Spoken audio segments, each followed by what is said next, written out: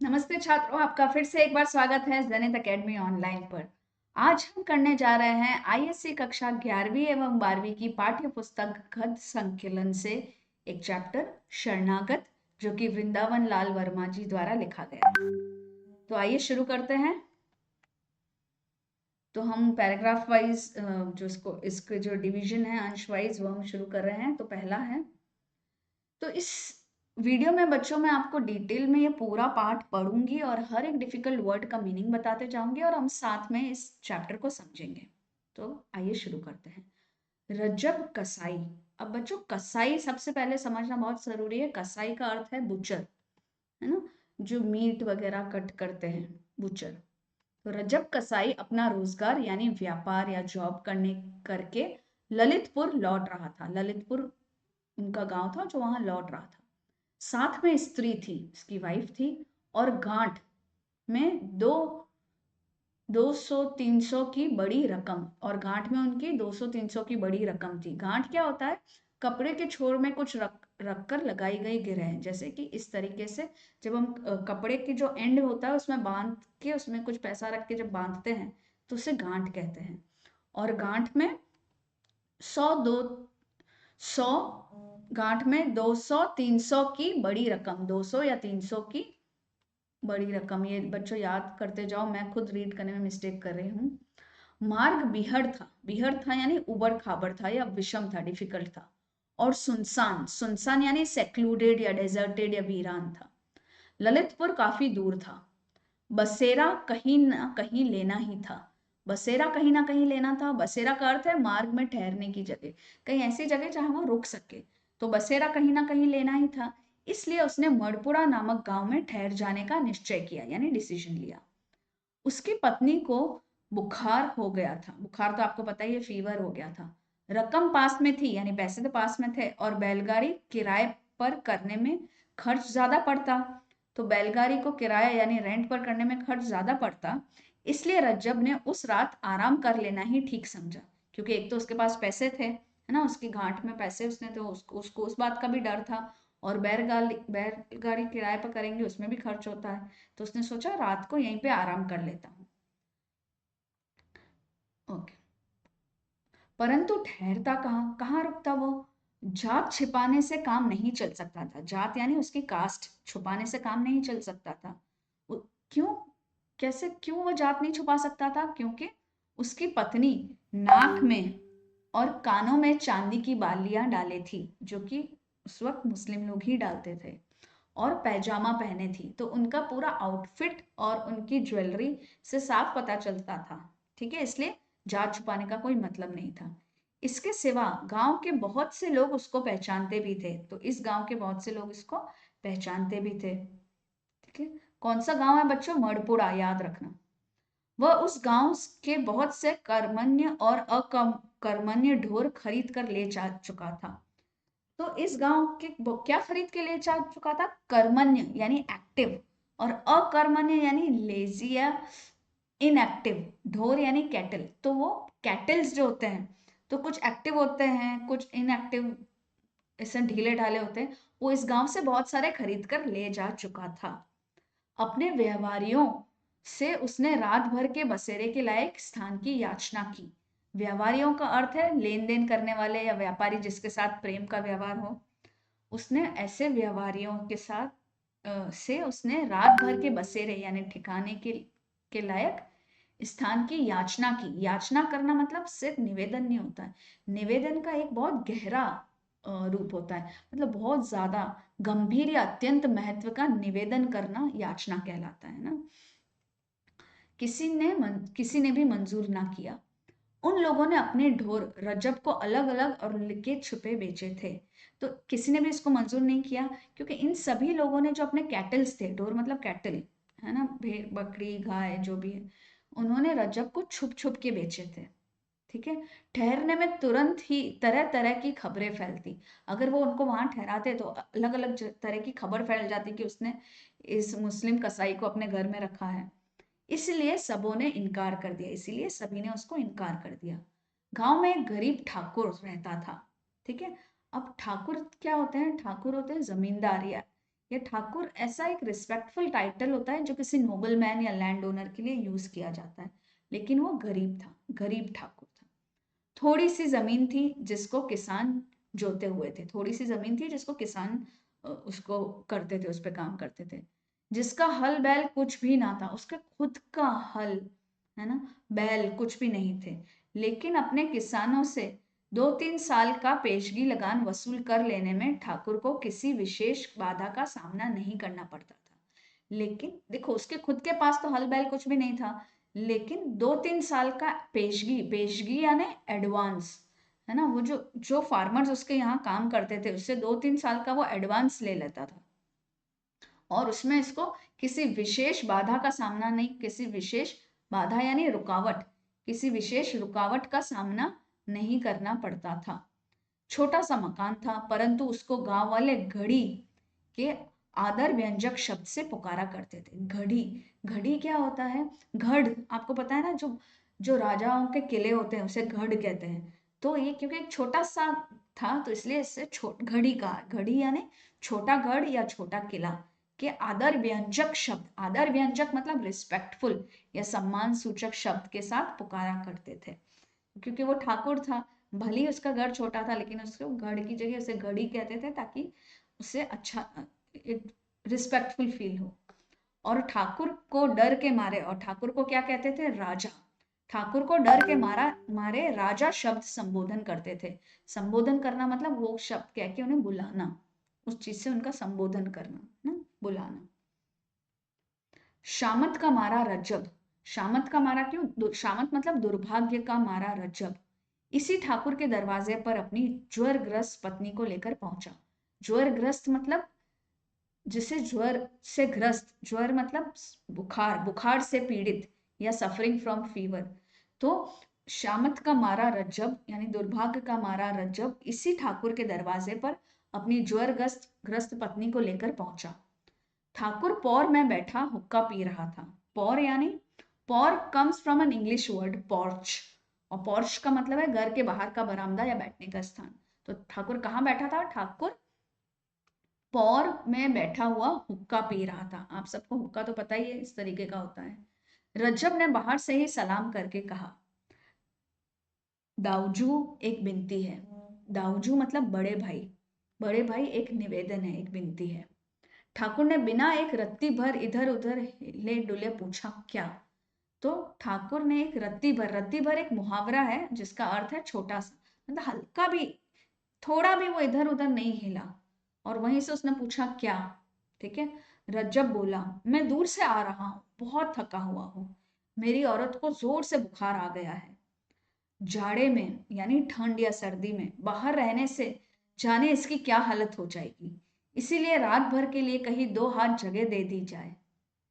तो बोल रहा है कि रात भर सोने के लिए 2 हाथ जितनी जगह दे दो। 2 हाथ मतलब आर्म डिस्टेंस, ये इतना डिस्टेंस, थोड़ी सी 2 हाथ जगह दे देना मतलब थोड़ी सी जगह दे देना, ये भी एक मुहावरा है। कौन लोग हो? ठाकुर ने प्रश्न किया कि कौन लोग हो तुम? तो अब रजब ने बोला, हूं तो कसाई। मैं हूं तो कौन? कसाई, बुचर। रजब ने सीधा उत्तर दिया, कुछ छुपाया नहीं। चेहरे पर उसके बहुत गिड़गिड़ाहट थी, तो बहुत ही दयनीय भाव से गिड़गिड़ाहट करके, वो किसी से जब हम भीख मांगते हैं तो कैसे गिड़गिड़ा कर मांगते हैं, तो बहुत ही गिड़गिड़ाहट के साथ उसने कहा कि मैं हूं तो कसाई। ठाकुर की बड़ी बड़ी आंखों में कठोरता छा गई, वो बहुत बहुत गुस्सा आ गया उसको। बोला, जानता है यह किसका घर है? यहां तक आने की हिम्मत कैसे की तूने? रज्जब ने आशा भरे स्वर में कहा। कौन से स्वर में कहा? ऐसी आवाज जिसमें आशा हो, है ना, जिसमें होप हो। यह राजा का घर है, इसीलिए शरण में आया हूँ। है ना, शरण में आना मत, शरण यानी पनाह में या आपके शेल्टर में या आपके रेफ्यूज में आया हूँ। तो जैसे ही उसने ये बोला कि यह राजा का घर है इसीलिए मैं शरण में आया हूँ, तो तुरंत ठाकुर की आंखों की कठोरता गायब हो गई। जरा नरम स्वर में बोला, सॉफ्ट वॉइस में अब वो बोला, किसी ने तुमको बसेरा नहीं दिया है। वो समझ गया कि किसी ने बसेरा नहीं दिया है क्योंकि एक कसाई है। नहीं महाराज, रज्जब ने उत्तर दिया। बहुत कोशिश की, परंतु मेरे खोटे पेशे, है ना, उनके पेशे को खोटा क्यों? खोटे पेशे का क्या अर्थ है? खोटा मतलब बुरा, घटिया या बुरा या घटिया, और पेशा मतलब धंधा या काम। तो मेरे बुरे या घटिया धंधे या काम के कारण कोई सीधा नहीं हुआ, किसी ने नहीं माना, और वह दरवाजे के बाहर ही एक कोने में चिपट कर बैठ गया। पीछे उसकी पत्नी कराहती रही। कराहना मतलब जब आपको पीड़ा है या आप परेशान हो तो दर्द भरी जो आवाज होती है धीरे धीरे से, उसे कराहना कहते हैं। तो पीछे उसकी पत्नी कराहती कांपती हुई गठरी सी बनकर सिमट गई। गठरी मतलब आपको पता है ऐसा गठरी होते है, तो जब हमको बहुत ठंड लग रही होती है या नहीं अच्छा फील तो हम ऐसे पूरा गठरी के तरह सिमट के बैठ जाते हैं, राइट। तो वैसे ही पत्नी कराहती कांपती हुई गठरी सी बनकर सिमट गई। ठाकुर ने कहा, तुम अपनी चिलम लिए हो? चिलम देखो बेटा ऐसा होता है, दिखा आपको ये पिक्चर। तो इस तरीके का चिलम होता है, विच इज एन ओपनिंग। जब आप हुक्के में ऊपर की तरफ इसको लगाते हो तो आप अपना पर्सनल यूज करते हो ताकि आपको ताकि ये हाइजीनिक रहे। तो हुक्के के ऊपर रखे जाने वाला मिट्टी का नालीदार पात्र ये ऐसा होता है जिसमें तंबाकू रखकर तथा अंगारों से सुलगाकर पीते हैं। तो चिलम आपको समझ आ गया। तो ठाकुर ने पूछा, तुम अपनी चिलम लिए हो? तो बोलता, हाँ सरकार, रज्जब ने उत्तर दिया।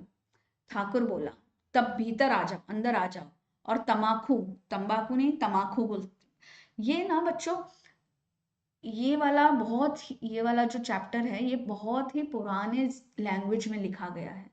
गांव की जो बेसिक लैंग्वेज है, तो काफी वर्ड्स ऐसे हैं जो जो इस तरीके के हैं कि पूरा हिंदी वर्ड ना हो, लेकिन उस वक्त जो रीजनल लैंग्वेज में ये यूज होता था, बहुत ही पुराने जमाने में यूज होता था। तो इसलिए तमाकू कहा गया है, ये मिसप्रिंट नहीं है। ठीक है। तो वो कहता है, तब भीतर आ जाओ, तमाकू अपनी चिलम से पी लो, अपनी औरत को भीतर कर लो, अपनी औरत को भी अंदर ले लो, हमारी पौर के एक कोने में पड़े रहना। तो हमारा ये जो पॉर्च है उसके एक कोने में तुम पड़े रहो। जब वे दोनों भीतर आ गए तो ठाकुर ने पूछा, तुम कब यहां से उठकर चले जाओगे, कि तुम जाओगे कब? तो जवाब मिला, अंधेरे में ही महाराज, खाने के लिए रोटियां बांधी है, इसलिए पकाने की जरूरत ना पड़ेगी। कि मैं हम अंधेरे अंधेरे में ही चले जाएंगे, मतलब एकदम अर्ली मॉर्निंग ही निकल जाएंगे, और हमने खाने के लिए रोटियां बांध रखी है, इसलिए हमको पकाने की जरूरत नहीं है। वो बोलता है, तुम्हारा नाम? तो वो कहता है, रज्जब। थोड़ी देर बाद ठाकुर ने रज्जब से पूछा, कहाँ से आ रहे हो? रज्जब ने स्थान का नाम बतलाया। वहां किस लिए गए थे? तो वो कहता है, अपने रोजगार के लिए। काम तो तुम्हारा बहुत बुरा है। क्या करूं, पेट के लिए करना ही पड़ता है। परमात्मा ने जिसके लिए, मतलब गॉड ने जिसके लिए जो रोजगार नियत यानी निश्चित निश्चित किया है, डिसाइड किया है, वही उसको करना पड़ता है। तो रज्जब अपनी बात बता रहा है। अब ठाकुर पूछ रहे हैं, क्या नफा हुआ? नफा यानी प्रॉफिट, क्या प्रॉफिट हुआ? प्रश्न करने में ठाकुर को जरा संकोच हुआ, है ना, हिचकिचाहट हुई ठाकुर को। और प्रश्न का उत्तर देने में रज्जब को उससे बढ़कर, उससे भी ज्यादा हिचकिचाहट उसको प्रश्न का उत्तर देने में हुई। तो रज्जब ने जवाब दिया, महाराज, पेट के लायक कुछ मिल गया है, यूं ही, है ना, जितना पेट भरने के लिए चाहिए होता है उतना थोड़ा मिल गया है। ठाकुर ने इस पर कोई जिद नहीं की। रज्जब एक क्षण बाद बोला, मतलब क्षण मतलब पल, एक पल के बाद बोला, बड़े भोर उठकर चला जाऊंगा। भोर मतलब डे ब्रेक, जैसे ही डे ब्रेक होगा एकदम अर्ली, फर्स्ट सनलाइट की रे जब आती है डे ब्रेक की, उसे भोर कहते हैं। बड़े भोर उठकर चला जाऊंगा, तब तक घर के लोगों की तबीयत भी अच्छी हो जाएगी। इसके बाद दिन भर के थके हुए पति पत्नी सो गए। काफी रात गए, कुछ लोगों ने एक बंदे इशारे से ठाकुर को बाहर बुलाया। तो काफी रात गए, कुछ लोग आए और एक बंदे इशारे से ठाकुर को बाहर बुलाया। एक फटी सी रजाई ओढ़े ठाकुर बाहर निकल आया। ठीक है, इनसे पता चलता है कि ठाकुर बहुत अमीर नहीं था। आगंतुकों में से एक ने, आगंतुकों मतलब विजिटर्स, जो आए हुए, आगंतुक मतलब जो आए हैं, जो लोग आए थे, उनमें से एक ने धीरे से कहा, दाऊजू, दाऊजू यानी बड़े भाई, आज तो खाली हाथ लौटे हैं।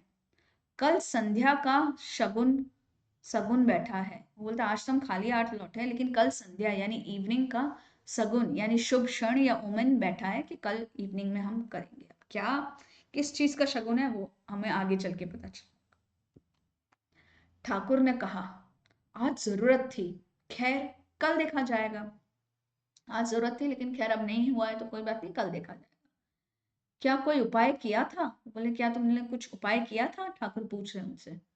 हाँ, आगंतुक बोला, जो आए हुए लोग थे उनमें से एक बोला, हाँ, एक कसाई रुपए की मोट बांधे इसी ओर आया है।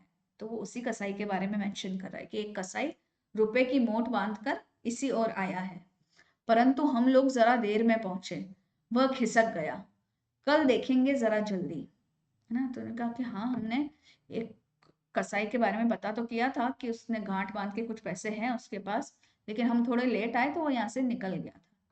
तो ठाकुर ने घृणा सूचक स्वर में कहा, घृणा सूचक स्वर मतलब घृणा प्रकट करने वाला स्वर, कि घृणा जैसे हम बोलते हैं ना, जैसे घृणा प्रकट हो, तो वैसा स्वर में उन्होंने कहा, कसाई का पैसा ना छुएंगे, कि हम कसाई का पैसा नहीं छुएंगे। क्यों? किसी ने बोला क्यों?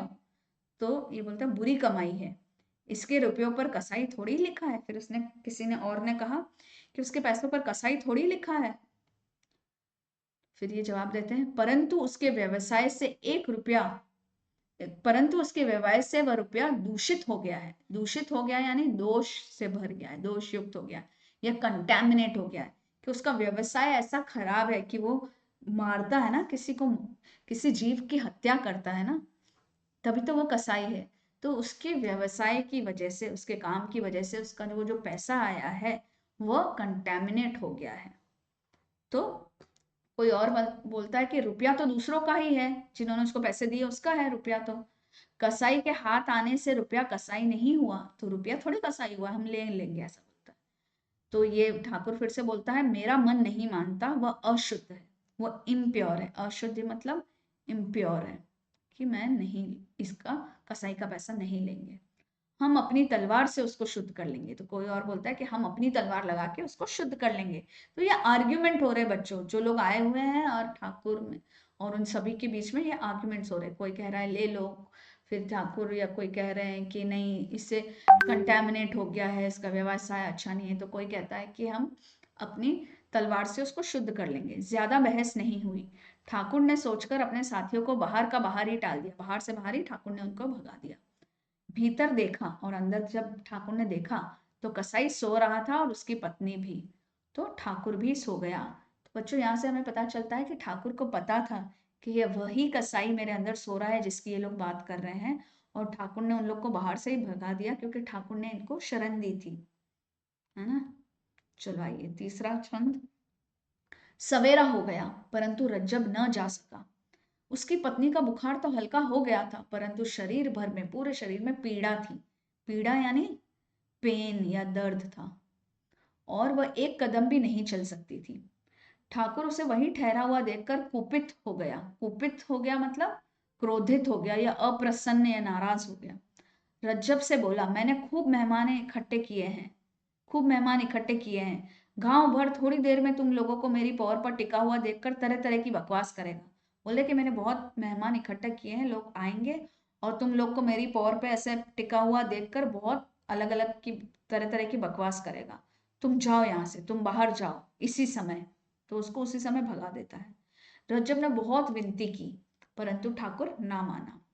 यद्यपि गांव भर में उसके दबदबे को मानता था ना, यद्यपि गांव भर, पूरा जो गांव है ठाकुर के दबदबे को यानी उसके रौब या उसके धाक को मानता था, परंतु अन्य लोकमत यानी पब्लिक ओपिनियन का भी तो दबदबा होता है, तो अन्य लोकमत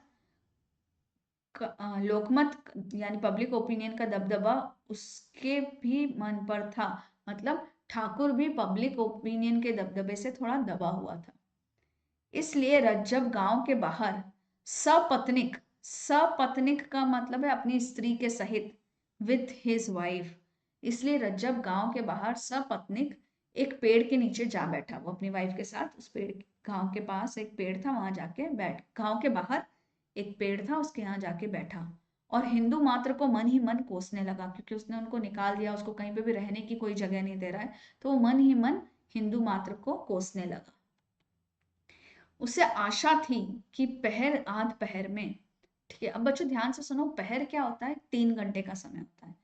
तो पहर आध पहर मतलब 3 घंटा, और आध पहर मतलब उसका आधा, 1.5 घंटा, तो मतलब 3 साढ़े 3 घंटे, ऐसा बोलना चाह रहा है। उसे आशा थी कि पहर आध पहर में यानी 3 साढ़े 3 घंटे में उसकी पत्नी की तबीयत इतनी स्वस्थ हो जाएगी कि वो पैदल यात्रा कर सकेगी। उसको लगा कि थोड़े टाइम में ठीक हो जाएगी और वो पैदल चल पाएगी। परंतु ऐसा न हुआ। तब उसने एक गाड़ी किराए पर कर लेने का निर्णय किया। तब उसने क्या डिसाइड किया कि एक गाड़ी किराए पर ले लेते हैं। मुश्किल से एक चमार अ, काफी किराया लेकर ललितपुर गाड़ी ले जाने के लिए राजी हुआ। अब बच्चों, ये जो वर्ड है चमार, ये बहुत गंदा वर्ड है। ठीक है, तो चमार शब्द का प्रयोग सामान्यतः दलितों के लिए एक अपमानजनक शब्द के रूप में प्रयुक्त किया जाता था बहुत पुराने जमाने में। अब तो ये वर्ड से हम किसी को बुला नहीं सकते। ये चैप्टर में है इसलिए मैं आपको रीड कर रही हूँ, but I can not call any one with this name. This is a very bad word. Okay, जो उस समय अनटचेबल्स को अपमान करने के लिए अपमानजनक शब्द के रूप में यूज किया जाता था। ठीक है, तो मुश्किल से एक चमार काफी किराया लेकर ललितपुर गाड़ी ले जाने के लिए राजी हुआ। इतने में दोपहर यानी आफ्टरनून हो गई। उसकी पत्नी को जोर का बुखार हो आया। तो बुखार बढ़ गया उसकी पत्नी का। वह जाड़े के मारे यानी ठंड के मारे थर थर कांप रही थी। इतनी कि रज्जब की हिम्मत उसी समय ले जाने की ना पड़ी। तो वो तो मान गया बंदा उसको ले जाने के लिए, लेकिन क्या हुआ कि वो इतनी ठंड से कांप रही थी कि अ, इसकी हिम्मत नहीं हुई उसको गाड़ी में ले जाने की, क्योंकि गाड़ी में अधिक हवा लगने के भय से रज्जब ने उस समय तक के लिए यात्रा को स्थगित कर दिया, यानी एडजर्न कर लिया या रोक लिया। है ना, मैंने कहा कि अभी इसको नहीं ले जाते हैं क्योंकि रास्ते में ठंडी हवा लगेगी इनको इसको, तो और तबीयत, अधिक हवा लगेगी तो ठंड और तबीयत खराब हो जाएगी। जब तक कि उस बेचारी की कम से कम कंपकपी बंद हो जाए। तो कब तक उसने रुकने का निश्चय किया या स्थगित किया, किया कि कम से कम इस बेचारी की ये जो ठंड से कांप रही है वो तो बंद हो जाए, तब अपन इसको ले जाते हैं। फिर घंटे डेढ़ घंटे बाद उसकी कंपकपी तो बंद हो गई, है ना, घंटे 1 and 1.5 आवर के बाद उसकी कंपकपी तो बंद हो गई, परंतु ज्वर बहुत तेज हो गया। ज्वर मतलब फीवर। रजब ने अपनी पत्नी को गाड़ी में डाल दिया और गाड़ीवान से जल्दी चलने को कहा। गाड़ीवान बोला, गाड़ीवान कौन होता है बच्चों? गाड़ी चलाने वाला। दिन भर तो यहीं लगा दिया। अब गाड़ीवान को भी गुस्सा आ रहा है, वो बोल रहा है दिन भर तो यहीं लगा दिया, अब जल्दी चलने को कहते हो। रज्जब ने मिठास के स्वर में उससे फिर जल्दी चलने के लिए कहा। रज्जब ने बहुत मीठे स्वर में उससे फिर से बोला कि भाई प्लीज जल्दी चलना। वह बोला, तो अब गाड़ी वाला क्या बोल रहा है, इतने किराए में काम नहीं चलेगा, आपने मुझे कम पैसे दिए, इसमें काम नहीं चलेगा, अपना रुपया वापस लो, ले लो अपने पैसे वापस, मैं तो घर जाता हूँ। तो फिर रजब को बहुत गुस्सा आया, उसने दांत पीसे। दांत पीसे मतलब ये एक मुहावरा है, फिर से जब गुस्सा आता है ना और हम कुछ बोल नहीं सकते तो हम दांत पीसते हैं। कुछ क्षण चुप रहा, सचेत, फिर होश में आके अच्छे से चेतना में आकर कहने लगा, भाई आफत सबके ऊपर आती है, कि सबके ऊपर मुसीबत आती है। मनुष्य मनुष्य को सहारा देता है, एक इंसान ही दूसरे इंसान को सहारा देता है, जानवर तो देते नहीं। तो वो एग्जाम्पल दे रहा है कि मनुष्य एक मनुष्य का सहारा देता है, जानवर तो देते नहीं। तुम्हारे भी बाल बच्चे हैं, कुछ दया के साथ काम लो। तो वो उसको ऐसा बोलता है कि भाई सबके ऊपर आफत आती है और मनुष्य मनुष्य को सहारा देता है, जानवर तो नहीं देते। तुम्हारे भी तो बाल बच्चे होंगे, तुम थोड़ी तो दया कर लो, दया के साथ काम करो। तो अब क्योंकि वो कसाई है ना, है तो वो बुच्चर जिसमें दया नहीं होती है, तभी तो वो जानवर को मार पाता है। ठीक है, वो उसका व्यवसाय है, क्या करे। तो कसाई को दया पर व्याख्यान यानी भाषण देते हुए सुनकर गाड़ीवान को हंसी आ गई। तो गाड़ीवान को, जो गाड़ी चला रहा है, उसको हंसी आ गई कि ये कसाई मुझे भाषण दे रहा है दया के ऊपर, जबकि वो जानवरों को मार के पैसा कमाता है। उसको टस से मस ना होता देखकर रजब ने और पैसे दिए। तो वो टस से मस नहीं हुआ, उसने बोला कि मैं तो इतने कम पैसे में तेज तेज गाड़ी नहीं चलाऊंगा। तो वो टस से मस नहीं हुआ, तब रजब ने उसे और पैसे दिए। तब उसने गाड़ी हांकी। हांकी मतलब जब हम, बैलगाड़ी होती है तो हम बैल को जब जब हमें स्टार्ट करना होता है तो हम ऐसे मारते हैं ना बैल को, ऐसे हिट करते हैं जिससे वो चलना चालू करते हैं, तो उसे कहते हैं गाड़ी हाँकना। 5-6 मील चलने के बाद संध्या हो गई, यानी इवनिंग हो गई। 5-6 मील चलने के बाद गांव कोई पास में ना था, कोई आसपास कोई गांव नहीं था। रजब की गाड़ी धीरे धीरे चली जा रही थी। उसकी पत्नी बुखार में बेहोश सी थी। ये चीजें समझ आ रही है आपको? रज्जब ने अपनी कमर टटोली, अपनी कमर में टटोल के देखा कि हाँ सही से पैसे पड़े हैं कि नहीं। रकम, जो उसका पैसा था, सुरक्षित बंधी पड़ी थी।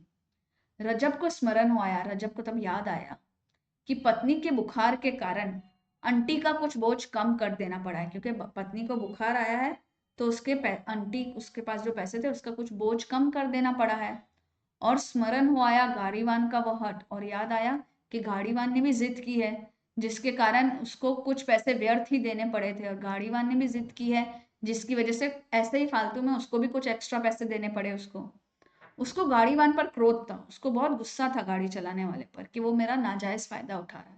परंतु उसको प्रकट करने का उस समय उसकी मन में इच्छा नहीं थी, उस समय उसको इच्छा नहीं हुई कि वो उस क्रोध को प्रकट करे। तचित करके रास्ता काटने की कामना से उसने वार्तालाप आरंभ किया। तचित करके का क्या अर्थ है बच्चों? तचित करना यानी टालना, उस बात को उसने टाल दिया। किस बात को? उसके मन में इच्छा हो रही थी ना गुस्सा करने की, उसे गारीवान पर क्रोध था, परंतु उसे प्रकट करने की उस समय मन में इच्छा नहीं थी। तो उस चीज अपने ध्यान को या अपने दिमाग में से वो चीज को टाल के, स्थगित करके या रोक के, उसने रास्ता काटने की मंशा से, उसकी कामना से कॉन्वर्सेशन स्टार्ट किया, वार्तालाप आरंभ किया। गांव तो यहां से दूर मिलेगा। तो गाड़ीवान कहता बहुत दूर, वहीं ठहरेंगे। तो फिर से ये पूछता है रजब किसके यहाँ? तो गाड़ीवान कहता है किसी के यहाँ भी नहीं, पेड़ के नीचे, कल सवेरे ललितपुर चलेंगे। तो अब रजब कहता है कल को फिर पैसा मांग उठना। तो रजब को क्योंकि गुस्सा तो था ही, तो उसने बोल दिया कल को फिर पैसा मांग उठना। तो गाड़ीवान कहता है कैसे मांग उठूंगा, किराया ले चुका हूं, अब फिर से कैसे मांगूंगा? तो रजब को गुस्सा था ही, रजब कहता है जैसे आज गांव में हट करके मांगा था। हट यानी, हट क्या होता है? बहुत जिद करना। जैसे आज गांव में हट करके मांगा था। बेटा ललितपुर होता तो बतला देता। तो अब उसको धमकी दे रहा है कि ललितपुर होता तो मैं तुमको बतला देता। क्या बतला देते? अब उसको गुस्सा आ रहा है, क्या बतला देते? क्या सेंथ मेंथ गाड़ी में बैठना चाहते थे? तो सेंथ मेंथ का क्या अर्थ है? बिना कुछ दिए या किए या दिए, या मुफ्त में या फ्री में। तो वो बोलता था कि आप फ्री में गाड़ी में बैठना चाहते थे। तो अब रजब को और गुस्सा आता है, क्यों बे, क्या रुपए देकर भी सेंथ मेंथ का बैठना कहाता है? जानता है मेरा नाम रज्जब है, अगर बीच में गड़बड़ करेगा करेगा तो नालायक को यही छुरे से काट कर कहीं फेंक दूंगा और गाड़ी लेकर ललितपुर चल दूंगा। तो अब उसको बहुत गुस्सा आ गया, तो उसने बोल दिया कि बीच में कुछ भी गड़बड़ किया तो तेरे को यहीं पे छुरे से काट के फेंक दूंगा और गाड़ी लेकर ललितपुर चल दूंगा। उसने उसको धमकी दी। रज्जब क्रोध को प्रकट नहीं करना चाहता था, परंतु शायद अकारण ही, बिना कारण ही वह भली भांति प्रकट हो गया, वो प्रकट हो गया क्रोध। गाड़ीवान ने इधर उधर देखा। अब गाड़ीवान डर गया, उसने इधर उधर देखा। अंधेरा हो गया था, चारों ओर सुनसान था, सभी तरफ एकदम सन्नाटा था, आसपास झाड़ी खड़ी थी। ऐसा जान पड़ता था कहीं से कोई अब निकला और अब निकला। तो एकदम सुनसान था, झाड़ियां खड़ी थी, और डर के मारे ऐसा लगता था कि अभी यहां से कोई निकल आएगा, ऐसा डर था। तो रज्जब की बात सुनकर उसकी हड्डी कांप गई, उसकी जो बोन्स है वो कांप गए अंदर तक, क्योंकि किसी कसाई ने आपको जब ऐसा बात बोली है तो आप डर जाओगे। ऐसा जान पड़ा मानो पसलियों को उसकी ठंडी छुरी छू रही हो। उसको ऐसा लगा जैसे कि उसकी पसलियों, पसलियां यानी रिब्स, जो आपकी रिब्स होती है ना, रिब्स को ठंडी छुरी छू रही हो, उसकी ठंडी छुरी छू रही हो, ऐसा डर आ गया उसको बहुत जबरदस्त। तो गाड़ीवान चुपचाप बैल को हाँकने लगा, वो बैल को चुपचाप हाँकने लगा। उसने सोचा कि गांव के आते ही गाड़ी छोड़कर नीचे खड़ा हो जाऊंगा, कि जैसे ही गांव आएगा गाड़ी छोड़कर नीचे खड़ा हो जाऊंगा और हल्ला गुल्ला करके, मतलब शोर शराबा मचा के गांव वालों की मदद से अपना पीछा रजब से छुड़ा लूंगा। वो डर गया अब कि अब मैं गांव आते ही हल्ला गुल्ला करके उतर जाऊंगा, लोगों को बुला के उससे पीछा छुड़वा दूंगा, रुपए पैसे भले ही वापस कर दूंगा। अब उसको डर लग गया, तो बोले भले इसको रुपए वापस कर दूंगा, परंतु और आगे ना जाऊंगा, कहीं सचमुच मार्ग में मार ना डाले, कहीं सचमुच मार्ग में मार डाले। तो वो बोल रहा है, अब उसको डर लग गया इस चीज का। तो बोल सोच रहा है कि जैसे ही गांव आएगा मैं फटाफट गाड़ी से उतर जाऊंगा और शोरगुल करके लोगों का मदद बुला के उससे पीछा छुड़ा दूंगा, चाहे मुझे पैसा वापस देना पड़े। गाड़ी थोड़ी दूर और चली होगी कि बैल ठिठक कर खड़े हो गए। थोड़ी दूर गाड़ी और चली होगी कि बैल ठिठक कर खड़े हो गए। ठिठक कर खड़े हो जाना मतलब चलते चलते एकदम रुक जाना, है ना, अपने जो बॉडी पार्ट्स हैं, अंगों की गति बंद करना, या स्तंभित होना, एक थंबे की जैसे खड़े हो जाना। एक स्टैच्यू के जैसे खड़े हो जाना, स्तंभित होना। रज्जब सामने ना देख रहा था, रज्जब आगे नहीं देख रहा था, वो पीछे अपनी पत्नी को देख रहा था। इसलिए जरा कड़क कर गाड़ीवान से बोला, इसलिए गुस्से में गाड़ीवान से बोला, क्यों बे बदमाश, सो गया क्या? रुक गई ना गाड़ी। अधिक कड़क के साम अधिक कड़क के साथ सामने रास्ते पर खड़ी हुई एक टुकड़ी में से किसी ने कठोर कंठ से निकला। तो उससे भी ज्यादा कड़क के साथ सामने रास्ते पर खड़े हुए लोग, एक टुकड़ी थी, टुकड़ी मतलब ग्रुप ऑफ पीपल था, उसमें से किसी एक के कठोर कंठ, मतलब कठोर मतलब स्ट्रॉन्ग, कंठ मतलब गले, कठोर कंठ से आवाज निकली, उसका जो थ्रोट है उससे आवाज निकली, खबरदार जो आगे बढ़ा। उसने गाड़ीवान को बोला, खबरदार जो आगे बढ़ा। रजब ने सामने देखा कि 4-5 आदमी बड़े बड़े लठ बांधकर, लठ मतलब वो बड़े सी स्टिक होती है ना, बड़ी सी स्टिक, अरे डायग्राम भी सही से नहीं बन रहा है, ऐसी बड़ी सी स्टिक बांधकर ना जाने कहां से आ गए। उनमें तुरंत ही एक ने बैलों की जुआरी, जुआरी क्या होता है बच्चों, आप देख रहे हो ये दो बैलों के बीच में ये जो डंडा बंधा हुआ है, दिस वन, है ना? तो उनमें से तुरंत ही एक ने बैलों की जुआरी, a long piece of wood fixed across the necks of two animals so that they can pull heavy loads together. तो ये वाला जो मैंने डायग्राम भी इसीलिए दिया है यहाँ पे। पर एक लठ पटका, तो उनमें से किसी एक ने बैलों की जुआरी पर एक लठ से मारा और दाएं बाएं आकर, दाएं बाएं मतलब लेफ्ट राइट आकर रज्जब पर आक्रमण करने को तैयार हो गए, रज्जब पर अटैक, आक्रमण यानी अटैक करने को तैयार हो गए, रेडी हो गए। गाड़ीवान गाड़ी छोड़कर नीचे जा खड़ा हुआ, बोला, मालिक मैं तो गाड़ीवान हूँ, मुझसे कोई सरोकार नहीं, सरोकार मतलब मेरा इससे आपसी कोई व्यवहार का संबंध नहीं है। यह कौन है? एक ने गरज कर पूछा। गाड़ीवान की गिग्गी बंद गई। गिग्गी बंद जाना एक मुहावरा है बच्चों, जिसका अर्थ है मुंह से आवाज ना निकलना, गिग्गी बंद जाना। तो उसके मुंह से आवाज नहीं निकली, कोई उत्तर ना दे सका। रज्जब ने कमर की गांठ को एक हाथ से संभालते हुए बहुत ही नम्र स्वर में कहा, उसने एक हाथ से अपनी गांठ, कमर पे जो गांठ थी उसको संभालते हुए नम्र स्वर में कहा, मैं बहुत गरीब आदमी हूँ, मेरे पास कुछ नहीं है, मेरी औरत गाड़ी में बीमार पड़ी है, मुझे जाने दीजिए। उन लोगों में से एक ने रजब के सिर पर लाठी उबारी। लाठी उबारना मतलब क्या होता है कि ऐसे लाठी उठाई उसके सर पर, ठीक है, जिससे ऐसा लगे कि वो मारने वाला है लेकिन मारता नहीं है, लाठी उबारी का ये अर्थ होता है, ठीक है। तो गाड़ीवान खिसकना चाहता था लेकिन दूसरे ने उसको पकड़ लिया। गाड़ीवान वहां चुपके से भागना चाहता था लेकिन वो ग्रुप में से किसी एक ने उसको पकड़ लिया। अब उसका मुंह खुला, अब वो बोला, महाराज मुझे छोड़ दो, मैं तो किराए से गाड़ी लिए जा रहा हूँ, गांठ में खाने के लिए 3-4 आने पैसे ही है, मैं तो किराए से गाड़ी ले जा रहा हूँ और मेरी जेब में, मेरी गांठ में, मतलब मैं जिस, पहले तो जेब नहीं होते थे ना, धोती वगैरह पहनते थे तो गांठ ही होती थी, उसमें खाने के लिए 3-4 आने पैसे ही है। और ये कौन है बतला, वो ग्रुप में से किसी ने कहा कि तो फिर ये कौन है बतला, उन लोगों में से एक ने पूछा। गारीवा ने तुरंत उत्तर दिया, ललितपुर का एक कसाई। ये कौन है? ललितपुर गांव का एक कसाई है। रज्जब के सिर पर जो लाठी उबारी गई थी, एक जो किसी ने ऐसे लाठी खड़ी की थी, वो वहीं रह गई, वहीं रुक गई, मारा नहीं उसने। लाठी वाले के मुंह से निकला, तुम कसाई हो, सच बताओ। हाँ महाराज, रज्जब ने सहसा उत्तर दिया, रज्जब ने फटाफट उत्तर दिया, हाँ महाराज, मैं बहुत गरीब हूँ, हाथ जोड़ता हूँ, मुझको मत सताओ, मेरी औरत बहुत बीमार है, और मेरी औरत बहुत बीमार है। इतने में औरत जोर से कराही, कराहना का मतलब मैंने पहले ही बताया था, पीड़ा के कारण धीरे से आवाज निकालना। लाठी वाले उस आदमी ने अपने एक साथी से कान में कहा, इसका नाम रज्जब है, छोड़ो चले यहां से। ठीक है, तो देखो बच्चों, अभी तक इसने नाम नहीं बताया है, ठीक है, लेकिन लाठी वाले उस आदमी ने अपने एक साथी से कान में कहा, साथी से उसने कान में कहा कि इसका नाम रज्जब है, छोड़ो चलो यहां से। ठीक है, तो ध्यान करो उसको कैसे नाम याद आया, कैसे नाम पता है, ध्यान से, ठीक है। लेकिन उस आदमी ने ना माना, ठीक है, बोला इसका खोपड़ा चकनाचूर करो दाऊजू, ठीक है, इसका जो खोपड़ा है, खोपड़ा मतलब स्कल, उसको मार के चकनाचूर कर दो, दाऊजी यानी बड़े भाई।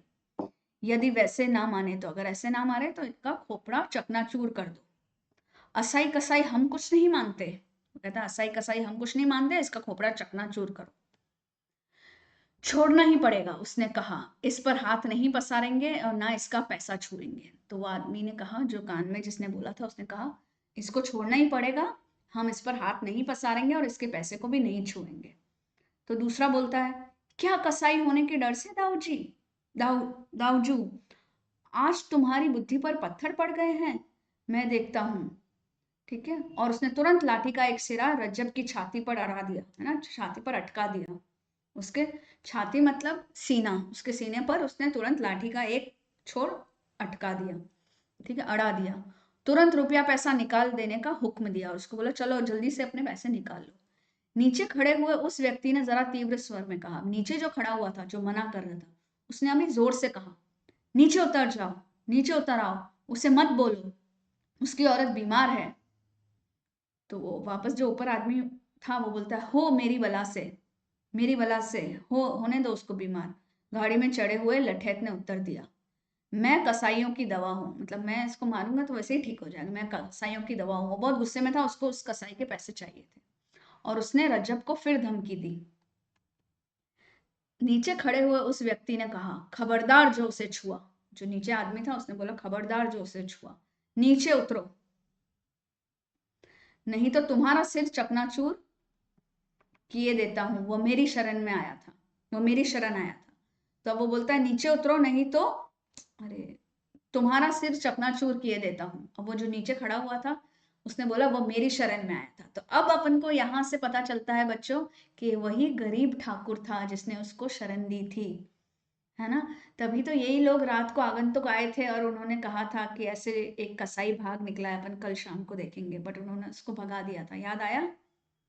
गाड़ीवान लठैत झक सी मारकर नीचे उतर गया। झक मारकर मतलब लाचार होकर, खूब कुड़ के, उसको बहुत गुस्सा आया, और लेकिन लाचार था क्योंकि नीचे खड़े हुए आदमी ने उससे जोर से कहा था कि तुम नीचे उतर जाओ नहीं तो तुम्हारा सर चकनाचूर कर दूंगा। नीचे वाले व्यक्ति ने कहा, सब लोग अपने अपने घर जाओ, राहगीरों को तंग मत करो। राहगीर मतलब मुसाफिर या पथिक को तंग मत करो। और फिर वो नीचे वाला आदमी गाड़ीवान से बोला, जा रे, हाँक ले जा गाड़ी, ठिकाने तक पहुंचा आना तब लौटना। अब वो गाड़ीवान को भी इंस्ट्रक्ट कर रहा है कि जा गाड़ी को हाँक कर ले जाओ, ठिकाने तक, उसके ठिकाने तक ही उसको पहुंचाना, तभी यहाँ पे लौटना वापस, नहीं तो अपनी खैर मत समझियो, बीच में उसको मत उतार देना, पूरा उनके ठिकाने तक पहुंचाना, नहीं तो तुम्हारी खैर नहीं। और तुम दोनों में से किसी ने भी कभी इस बात की चर्चा कहीं की तो भूसी की आंख में आग में जलाकर खाक कर दूंगा। तो वो बाकी के दोनों लोगों को बोल रहा है कि तुम दोनों में से कोई भी इस बात की चर्चा, ये डिस्कस, मतलब वो ग्रुप को भी और वो गाड़ीवान को भी कहे कि इस बात की अगर डिस्कशन तुमने किसी से की तो तुमको भूसी की आंख में जलाकर खाक कर दूंगा। भूसी की आंख क्या होता है? वो आग जो बहुत ही जल्दी भड़क जाती है, वो भूसी की आंख होती है। वैसे ही वो जल्दी शांत भी हो जाती है, और जो जल्दी भड़क जाती है। गाड़ीवान गाड़ी लेकर आगे बढ़ गया। उन दो लोगों में से जिस आदमी ने गाड़ी पर चढ़कर रज्जब के सिर पर लाठी तानी थी, उसने शुद्ध स्वर में कहा, उसने धीरे और दुखी स्वर में कहा, दाऊजू, आगे से कभी आपके साथ ना आऊंगा। वो बोलता, आगे से, वो बड़े भाई, मैं आगे से कभी आपके साथ नहीं आऊंगा, वो उसने गरीब ठाकुर को कहा था। तो दाऊजू ने कहा, ना आना, मैं अकेले ही बहुत कर गुजरता हूं, परंतु बुंदेला शरणागत के साथ घात नहीं करता। वो बोलता है कि मत आना, मैं अकेले ही बहुत कुछ कर सकता हूँ, लेकिन जो बुंदेला होते हैं, जो बुंदेलखंड के लोग होते हैं, जो बुंदेला होते हैं, वो शरणागत के साथ घात नहीं करते। इस बात को गांठ बांध लेना, मतलब बात को अच्छे से याद रखना, कभी मत भूलना। तो यहाँ बुंदेला जो होता है ना बच्चों, जो वीर और साहसी योद्धा होते हैं, और वो कभी भी उस व्यक्ति के साथ धोखा या छल नहीं करते हैं जो उनके पास शरण लेने आते हैं, जो उनके रेफ्यूज में आते हैं, उनके शेल्टर में आते हैं, उसके साथ वो कभी भी धोखा और छल नहीं करते। कौन? बुंदेला, जो कि वीर और साहसी योद्धा होते हैं। यह उनके आदर्श और नैतिकता का हिस्सा है। तो तभी इसका नाम पड़ा है, इस पाठ का नाम है शरणागत, कि जो मेरी शरण, ये मेरी शरण में आया था, इसीलिए मैं इसके साथ धोखा या छल नहीं कर सकता। तो बच्चों, आई होप आपको ये पूरा पाठ बहुत अच्छे से समझ आया होगा। बच्चों, आपके 2025 एग्जामिनेशन के लिए मैं ये ओसवाल बुक सजेस्ट करना चाहूंगी, अगर आपको हिंदी की अच्छी से प्रिपरेशन करनी है तो। यहाँ चैप्टर वाइज और टॉपिक वाइज सॉल्व पेपर्स है क्लास 9th और 10th के। ठीक है, 2024 का पूरा सॉल्व पेपर भी है। सभी किताबें, साहित्य सागर, एकांकी संचय, नया रास्ता, सभी चैप्टर्स हैं, सभी बुक्स का डिटेल्स है यहाँ पे।